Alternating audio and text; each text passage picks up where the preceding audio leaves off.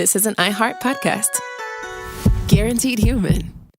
With no fees or minimums on checking accounts, it's no wonder the Capital One Bank guy is so passionate about banking with Capital One. If he were here, he wouldn't just tell you about no fees or minimums. He'd also tell you about how Capital One cafes are open 7 days a week to assist with your banking needs. Yep, even on weekends. It's pretty much all he talks about, in a good way. What's in your wallet? Terms apply. See CapitalOne.com/bankguy. Capital One N.A., member FDIC. Stuff You Should Know is brought to you by Grainger. Grainger knows that if you're an HVAC technician and a call comes in, you need a partner that helps you find the right product, fast and hassle-free. And you know that when the first problem of the day is a clanking blower motor, there's no need to break a sweat. With Grainger's easy-to-use website and product details, you can be confident that soon you'll have everything humming right along. Call 1-800-GRAINGER, click Grainger.com, or just stop by. Grainger, for the ones who get it done.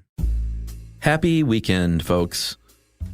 In old podcast time, it is December 15th, 2016.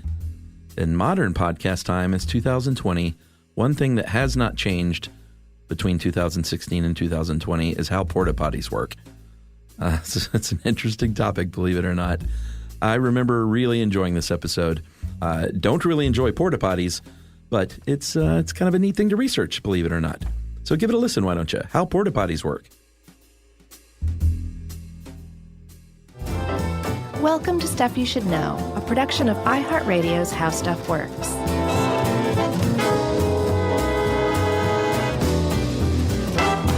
Hey, and welcome to the podcast. I'm Josh Clark. There's Charles W. Chuck Bryant, Jerry, Master Ace, Roland. And this is Stuff You Should Know. Yeah, poopy edition. This one's going to get disgusting. Yeah, I mean, I don't think you need trigger warnings when the title of the episode is got porta potty in it, but we'll just throw it out there. We're going to be talking about poop and pee. Yep. And so if you're having lunch, maybe just put that chili dog down. You gag easily. Yeah. You know? Sure. Yeah. Okay, well, Chuck, I don't think we can put it off any longer. Yeah, that kind of petered out. I kind of like how this article actually starts, though, by Dave Ruse. He talks about the taste of Chicago. Oh, is this a Ruse jam? Yes, it is. He's good. So he talks about how if you go to the Taste of Chicago, right, every July they hold it at the Grant Park alongside the lake. When was our show there, by the way? Was that July? No, it was chillier than that. I think it was October. Okay, they had something had happened in Grant Park because I remember seeing hundreds and hundreds of porta potties on the drive-in. Oh, really? Yeah. So maybe they just always have them there. No, I don't think so. No. Okay. Well, for the Taste of Chicago, they definitely have porta potties. In fact, for 2014, and we should say there's like 1 million people that come through this thing over the course of the week. Yeah, it's a lot of folks. It really is. Have you ever been to Atlanta's Taste of anything? No. I haven't either. I don't think 1 million people show up for it, though. No. It makes me want to go try Chicago's. Me too. But so you got 1 million people, and Service Sanitation Inc., which is the company that landed the porta potty contract, crunched the numbers, looked at the food that was going to be there, said, "You going to have some beer?" Yeah. Yeah, okay. They carried the one, and they came up with 380 regular porta potties. Yeah. 28 wheelchair-accessible porta potties. Good. And 80 hand-washing stations that have soap and fresh running water. Not bad. Right. So here's the thing. Like, that's great. They delivered all those things. But had they just walked away and said, "See you at the end of Taste of Chicago," Ooh. it would have been a living nightmare for everyone involved. Yeah, it would be more than the Taste of Chicago. It'd be the sickening smell of Chicago. Yeah, that would have been bad because, well, we'll get into it, but porta potties sometimes you can leave them, come back a week later, and just take them away. If it's like a temporary work site or something. But sometimes when you're selling beer and chili, you need to come at the end of every day and clean those suckers out. Yes. And that's what they did. They came at night when everyone was sleeping. Yeah. I guess if you went to bed at 9 p.m. That's when I'm sleeping. But they would come every night from 9 p.m. to 3 a.m. and they would work. And here's the thing, like, porta-potties, it turns out, I was overthinking them. I thought there was maybe a little more going on. No. They are what? I really don't know what I thought. It escaped me as the reality of porta-potties sunk in. Uh-huh. My delusions about them, my illusions about them kind of escaped me. It trickled away, and now I can't remember what they were. You've used a porta potty, right? Sure, I have. Okay. But I was like holding my breath and like just barely had my eyes open because I didn't want any germs to get on my eyeballs. So I wasn't paying that much attention. It's an in and out kind of thing. Right? Yeah. It turns out that like when you service a porta potty, what you're doing is you're showing up with a truck as a tank with a vacuum on it, a pressurized tank, and you are sucking the contents out of that porta potty. Yep.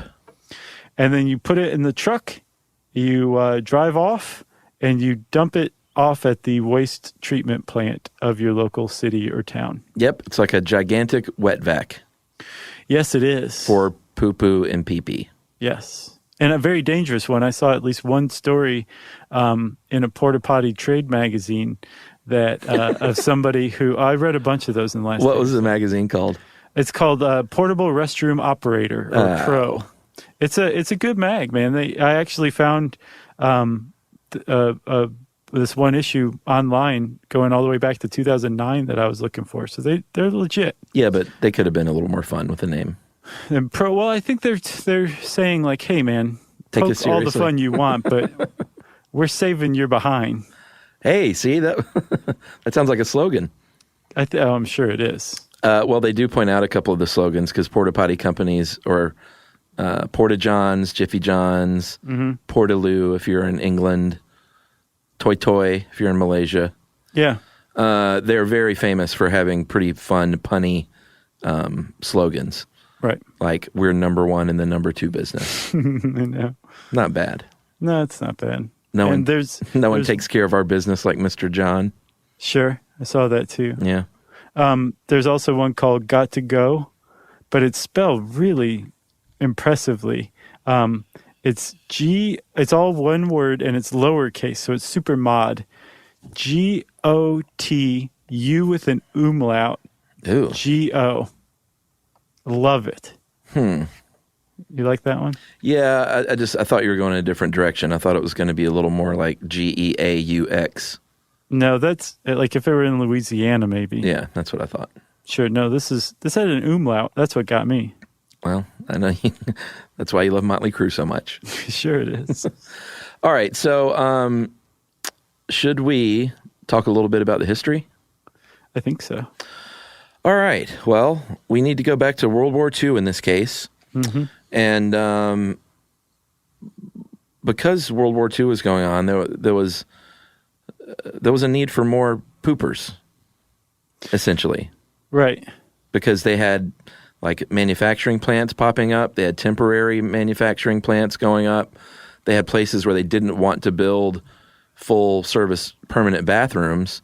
Right. All over the place, all of a sudden, these people needed to go potty. What I saw a few different origin stories, but the one I saw the most frequently was that the shipbuilding docks at Long Beach during World War II, Sure, where they were building warships for the U.S., the guys working the docks building the ships, would have to get on a rowboat and go back to the dock to use the bathroom. Yeah, that's no good. And they were like, this is a terrible waste of time. Can we just get something on the ship? So they started building temporary, what amounted to the first porta-potties there on the ships for them to use. Yeah, and these first ones, you can look up a picture of the Andy Gump. Is that what it's called? I didn't see. I got to look that up. I think it's the Andy Gump, like one of the, just type in like 1940s porta-potty, and there will be a picture, and it's basically this big heavy metal square. Sometimes they were wood, but they were super heavy and they weren't easily transported. This is pre using like chemicals, which we'll get into to help break these the poo-poo down and stuff. So it was just a disgusting affair. I know. I'm overall like having trouble right now. I see the Andy Gump. You see it? Wow. It looks like it looks safe to be in. You know what it looks like? It looks like what they used on MASH. Yeah, like the latrine. Mm-hmm. Yeah. Same idea, basically. Yeah. This is just a latrine you could take places. Gotcha. But I came across this really cool little thing on a website about World War II fighter pilots. With World War II came along planes that could stay in these bombers that could stay in the air for a lot longer. Mm-hmm. And they started to think like, hey, these dudes are up there for like, 10 to 14 hours. Mm-hmm. We have to come up with ways for them to go to the bathroom. Right, yeah. I mean, like, you don't think about that. Like when we did the frostbite episode, I certainly didn't think that they were up there getting frostbite because it was so, cold. I also didn't think that they were up there so long that they couldn't use the bathroom. Or they had to hold it, right? So, yeah. And the earliest ones were, well, here's a funnel, and it's attached to a tube, and it leads out of the plane. So go ahead and pee. Yeah, and that's basically just for, like, the pilot and co-pilot. Right. This relief tube.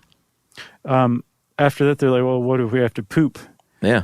They said, can you get your hands on a produce crate? And the crew would say, like, well, yeah, sure, we have a produce crate, of course. What are we, commies? And the people in charge would say, well, poop in that. Take that up in the plane and just poop in that, buddy. And maybe wash it out when you get down here and put it back in for later use. Yeah, or maybe just get a new crate. I guess, if you're not thrifty. Eventually, they came up with something called the Elsan, ELSAN. It's a chemical toilet, and it was really kind of one of the first little porta-potties. But if you look up Elsan and on the images on Google, you will find that it looks like nothing more than a metal oil can that you sit on. It's basically what it was. Pretty much. Yeah. And you're all there exposed. I mean, there's no room that this is in. You're just doing this in front of, all your buddies on the plane. Right, like prison. Sure. And the Elson toilet was still, as primitive as it was an advancement. But it had certain problems, right? Like if you were flying through turbulence. Yeah. The Elson would spill its contents out into the plane. Yeah. There's a few quotes here. I'd like to read a couple of these from some of these fighter pilots. Here's one, and this is from a British pilot. While we were flying in rough air, this devil's convenience often shared its contents with the floor of the aircraft, the walls, and ceiling, and sometimes a bit remained in the container itself. It doesn't take much imagination to picture what it was like trying to combat fear and air sickness while struggling to remove enough gear in cramped quarters and at the same time trying to use the bloody Elson. If it wasn't an invention of the devil, it certainly might have been one foisted on us by the enemy. When seated in frigid cold amid the cacophony of roaring engines and whistling air, away from what should have been one of life's peaceful moments, the occupant had a chance to fully ponder the miserable condition of his life. This loathsome creation invariably overflowed on long trips, and in turbulence was always prone to bathe the nether regions of the user. That's so gross. It was one of the true reminders to me that war is hell.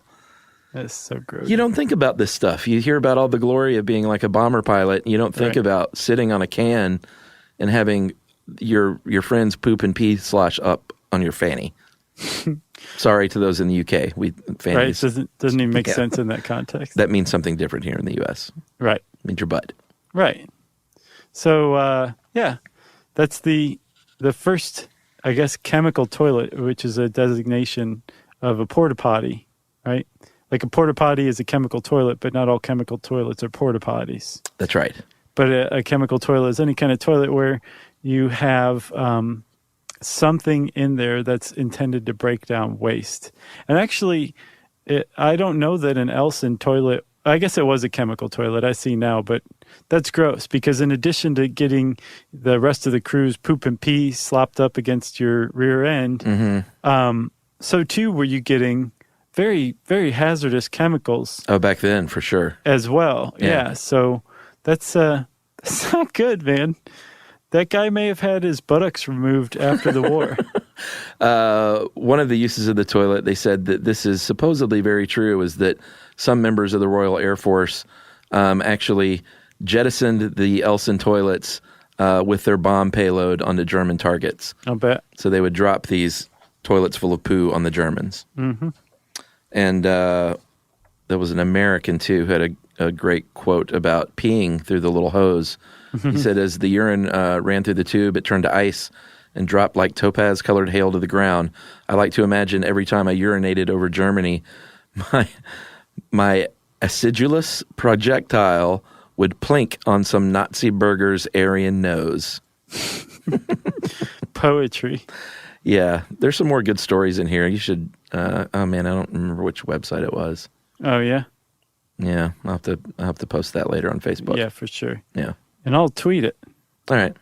So that's the war effort that ultimately led to the creation of the porta-potty, right? Yes. And again, like, there were already latrines, there'd already been outhouses, and the difference between an outhouse and a porta-potty is that an outhouse is basically some sort of rigid structure that's intended to be permanent or semi-permanent that's dug over a hole in the ground. Yeah. That's it. A porta-potty is a self-contained unit that has a place where the waste goes and is held inside that unit rather than like put into the ground, which is extremely dangerous. We learned a very long time ago, pooping in holes in the ground is not a good way to go as far as public health is concerned. No, it's not. And that's one of the legitimate marks in the favor of porta potties. As gross as most people who've ever used one thinks they are, they're actually quite beneficial to public health. Yeah. And they're green too. Saves a lot of water. Yeah, I saw 170 billion liters a year, about 125 million gallons a day in the U.S. alone. Crazy. Yeah. So you want to take a break for a second? Yeah, we'll break and we'll talk a little bit more about the evolution of the Porta-John right after this.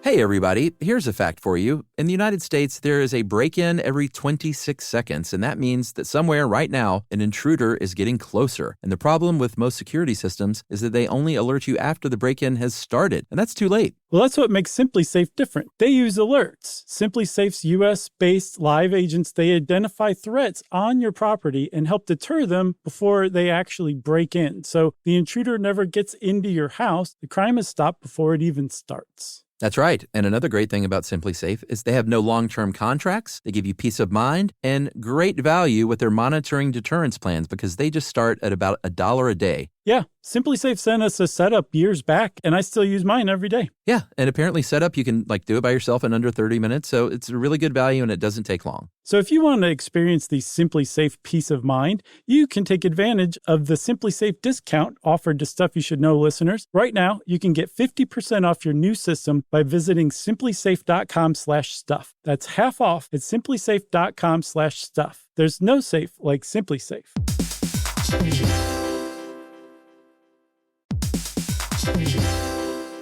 Work can be a little weird. One minute you're in a meeting that could have been an email. The next you're trying to decode corporate jargon that somehow means nothing. And don't even get us started on the quick sync that turns into a 45-minute deep dive. Yeah, well, the truth is figuring out your career isn't always straightforward. Whether you're trying to grow, pivot, or just stay relevant, it can feel like you're navigating it all on your own. Well, that's where LinkedIn comes in. That's right. LinkedIn can help you grow your career, helping you confidently navigate your path with insights, ideas, and inspiration from your professional community. You can stay up to date with the latest trends in your field, connect with people who get it, and discover opportunities tailored to your goals, your experience, and what actually matters to you. Whether you're looking for something new or just trying to grow where you are, LinkedIn gives you the tools and connections to move forward with confidence. Because LinkedIn is the network that works for you. Visit linkedin.com/knowstuff to learn more.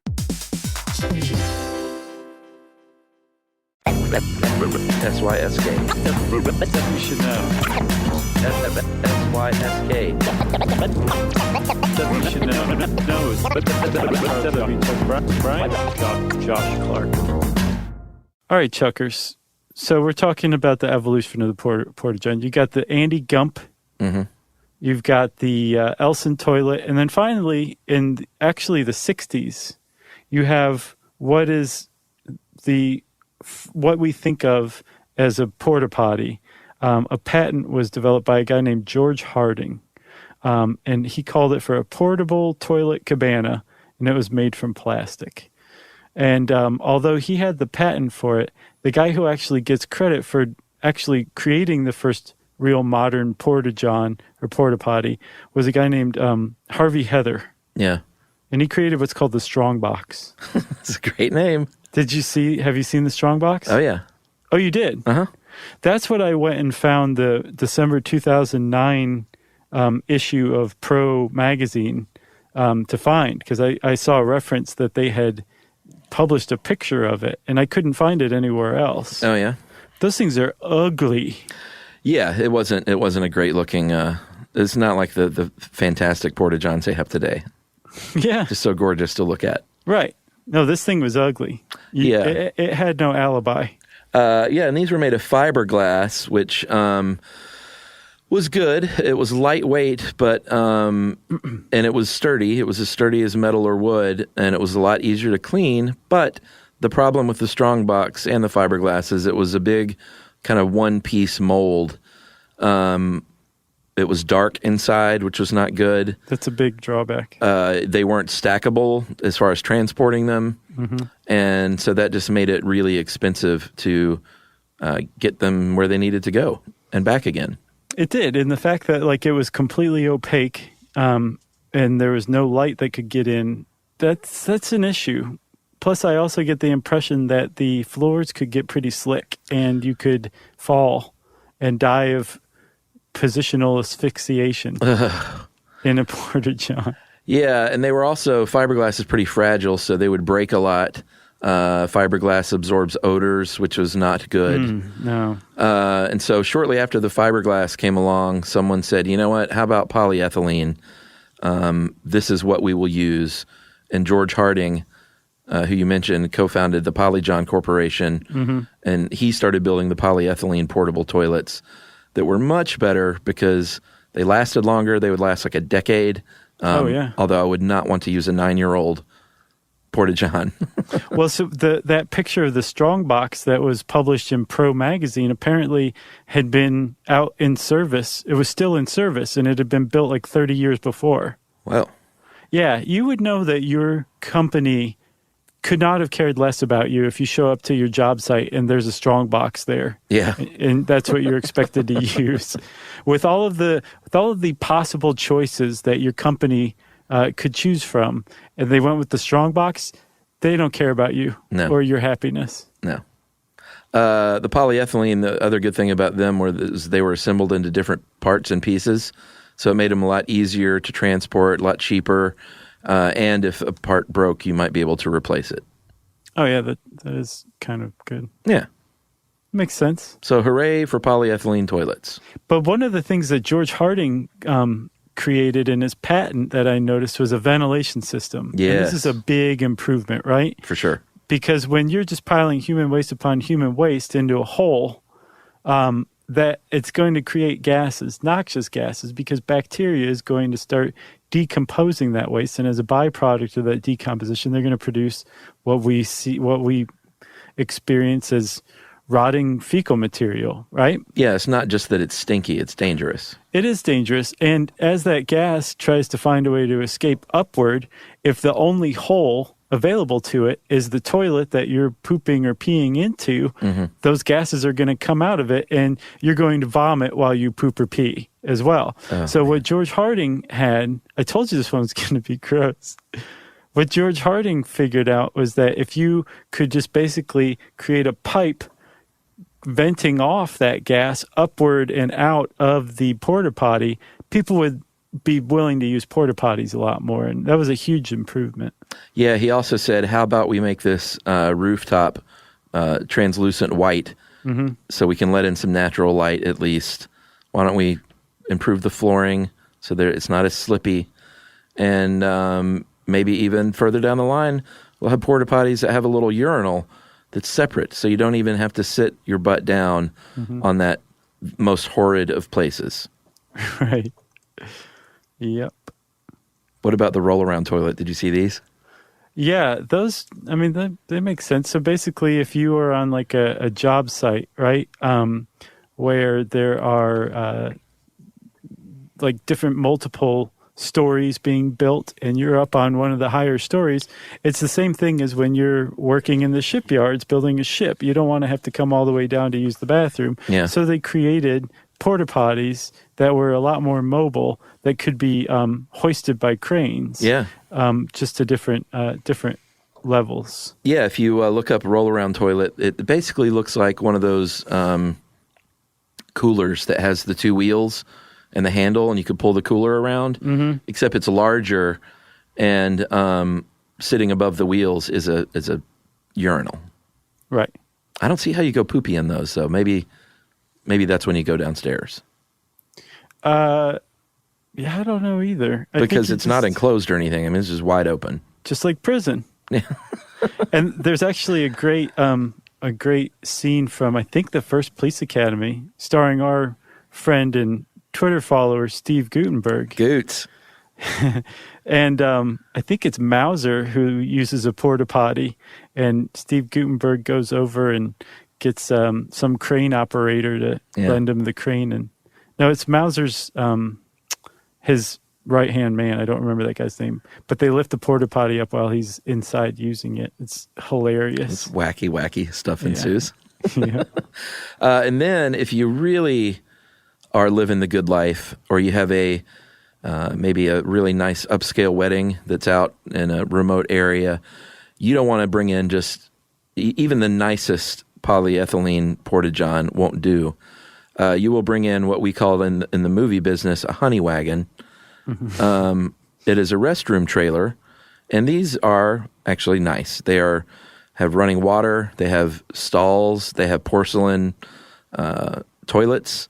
It's all partitioned. They have sinks and running water and mirrors, hand towels. It's like a rolling trailer full of toilets. Yeah.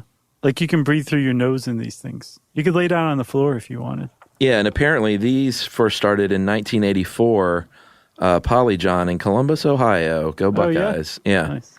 And the original trailer was 8 stalls, or as we said in the movie business, an 8-banger. That had 3 urinals, and it was 32 feet long.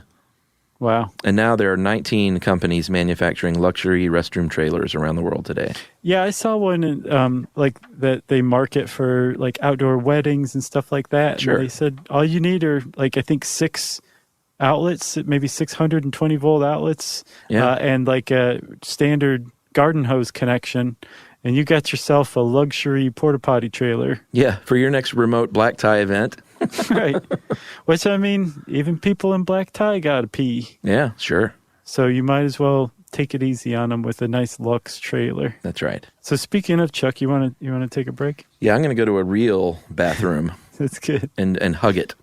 And I'm going to get a crane operator to play a prank on you. All right, we'll be right back.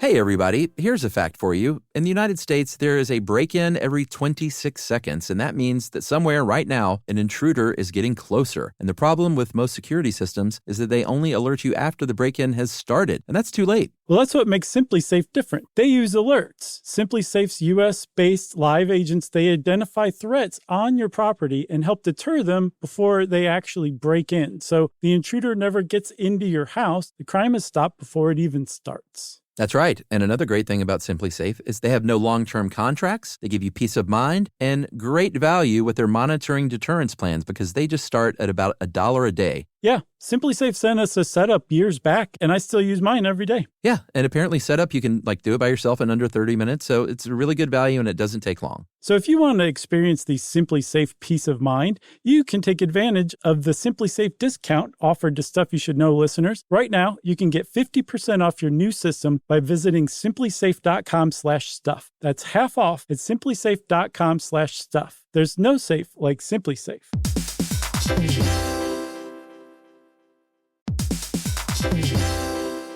Work can be a little weird. One minute you're in a meeting that could have been an email. The next you're trying to decode corporate jargon that somehow means nothing. And don't even get us started on the quick sync that turns into a 45-minute deep dive. Yeah, well, the truth is figuring out your career isn't always straightforward. Whether you're trying to grow, pivot, or just stay relevant, it can feel like you're navigating it all on your own. Well, that's where LinkedIn comes in. That's right. LinkedIn can help you grow your career, helping you confidently navigate your path with insights, ideas, and inspiration from your professional community. You can stay up to date with the latest trends in your field, connect with people who get it, and discover opportunities tailored to your goals, your experience, and what actually matters to you. Whether you're looking for something new or just trying to grow where you are, LinkedIn gives you the tools and connections to move forward with confidence. Because LinkedIn is the network that works for you. Visit linkedin.com/knowstuff to learn more.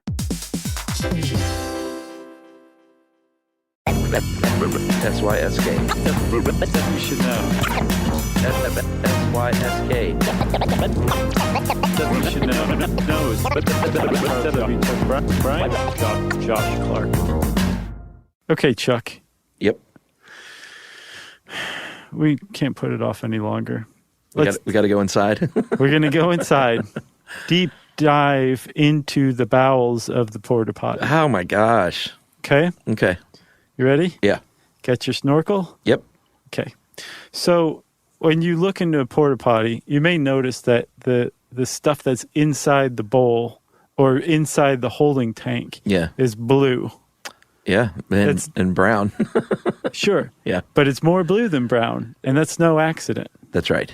Any porta-potty is going to use a deep blue dye, and the entire purpose from beginning to end of the blue dye is to visually mask the presence of human feces. Yeah, they don't want you looking down there and seeing if it was just like clear.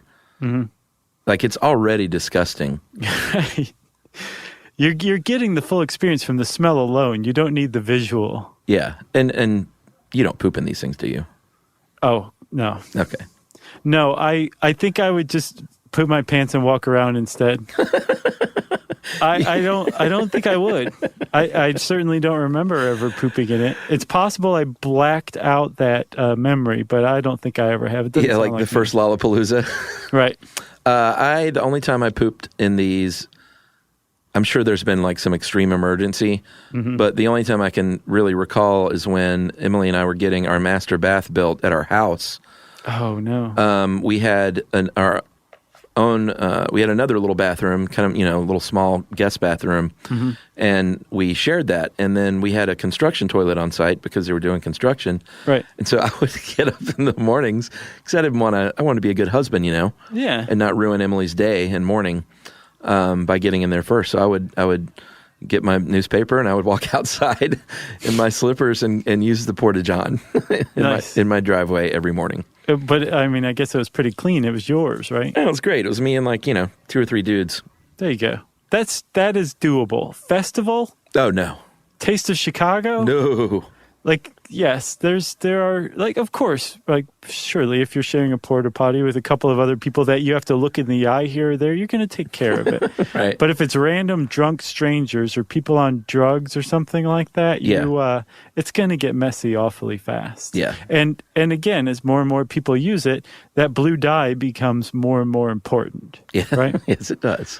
There's also going to be a fragrance that they're going to add to hopefully mask the odor. And apparently, this makes it worse.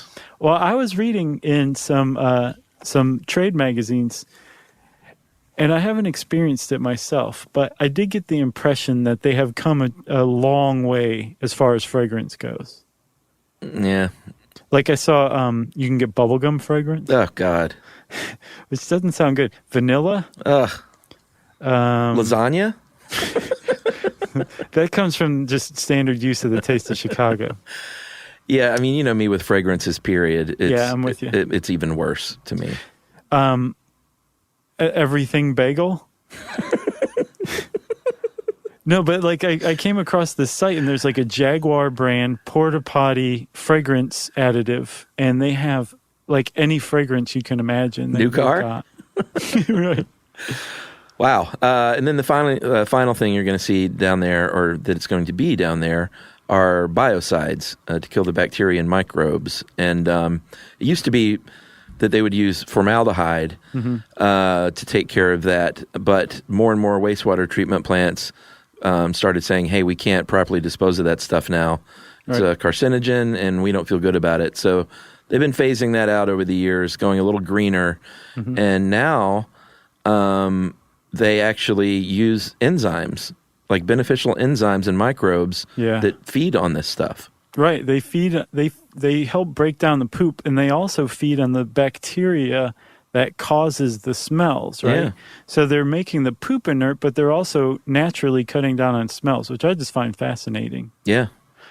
They also, since it's capable of breaking down bacteria, it's also capable of breaking down any organic material. So if you use the right kind of toilet paper, they'll break down the toilet paper as well. Yeah. It's just basically magic in a porta potty.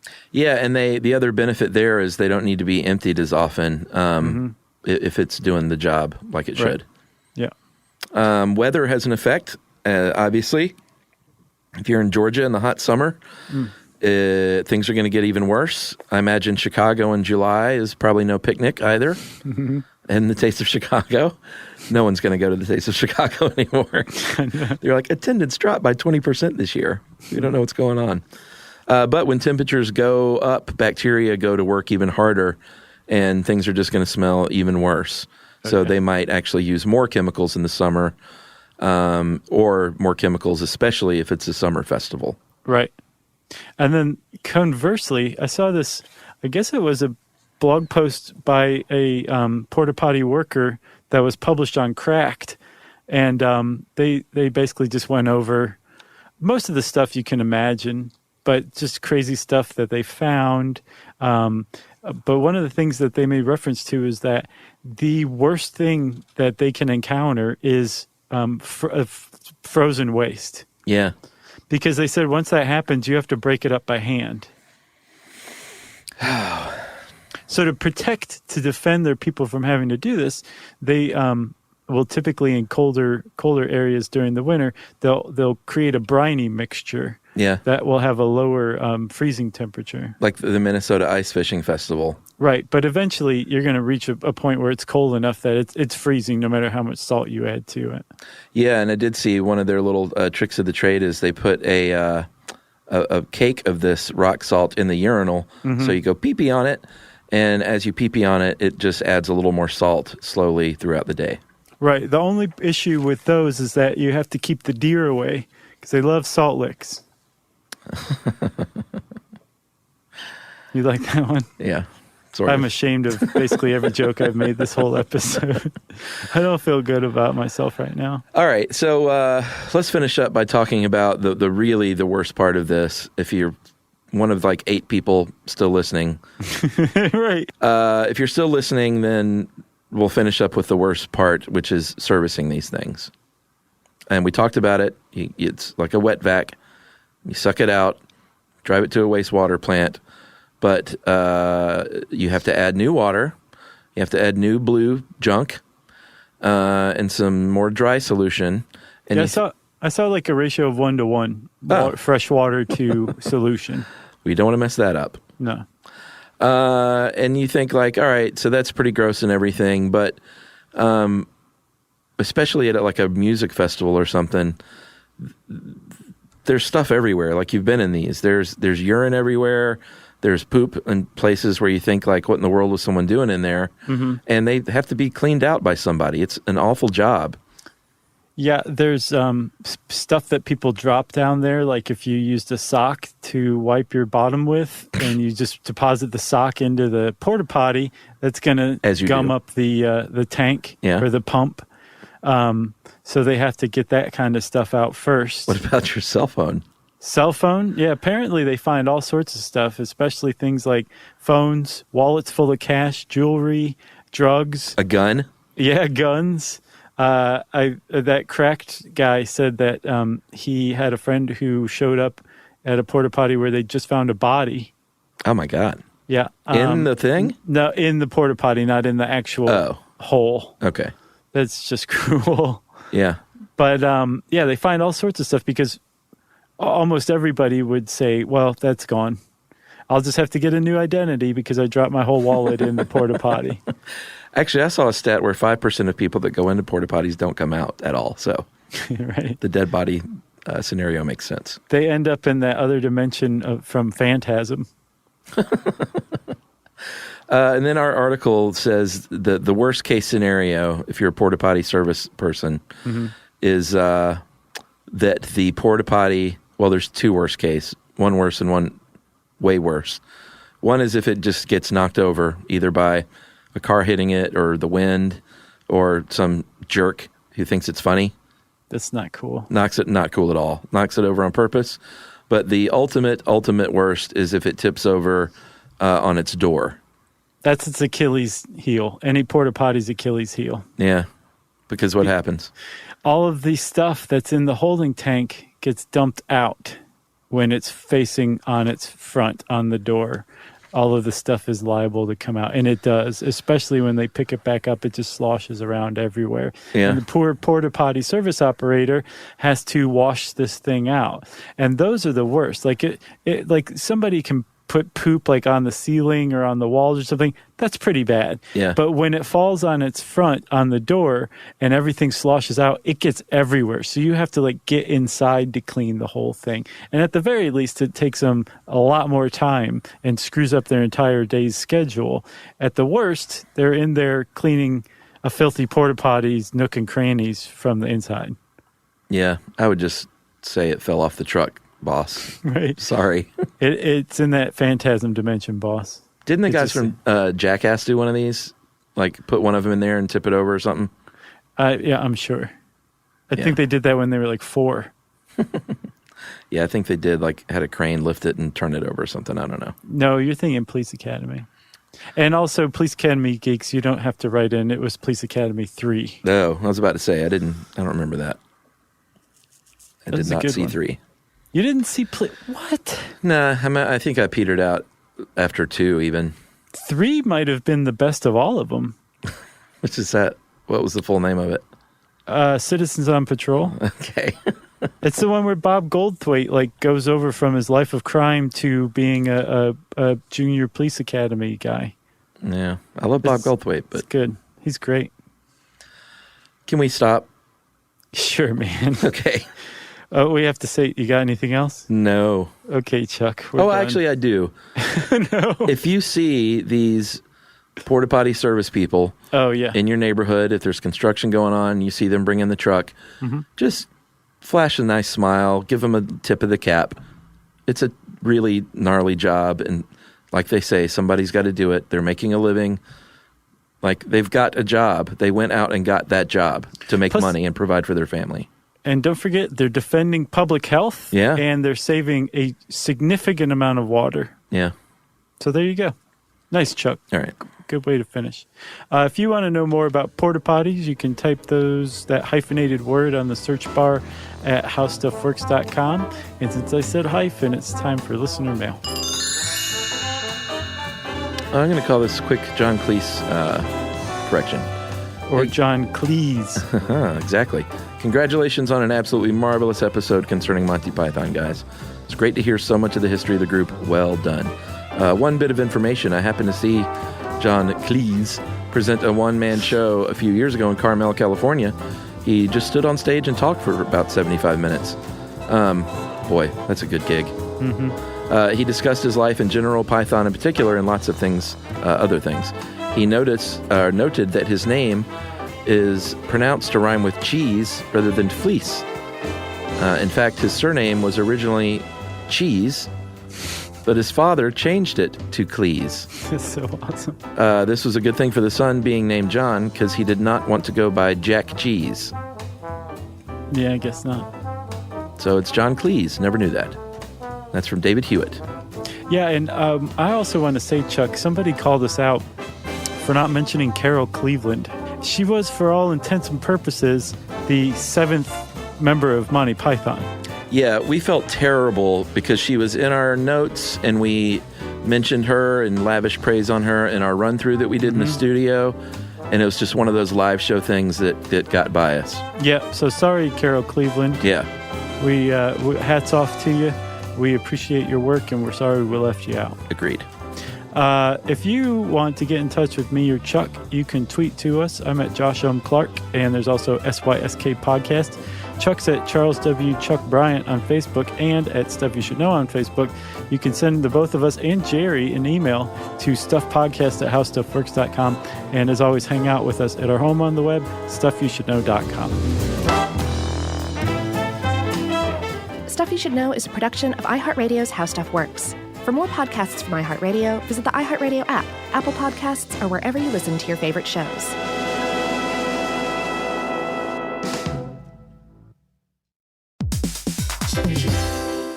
Hey, quick question for the parents listening right now. When's the last time your kid asked for something and you actually felt good saying yes? Because lately, a lot of families have been hearing the same thing. Can I have Lingo Kids, please? And here's the thing. Lingo Kids is the #1 entertainment platform for young kids with more than 4,000 interactive games, songs, and shows. Astronauts, wild animals, superheroes, dinosaurs. It's literally everything kids love all in one place. So when they ask for it, you can actually feel good saying yes. Download Lingo Kids for free and start exploring today, or unlock even more amazing content with Lingo Kids Plus. And if you go with the yearly plan, you can save up to 60%. Just search Lingo Kids in the App Store or Google Play. Lingo Kids, everything kids love.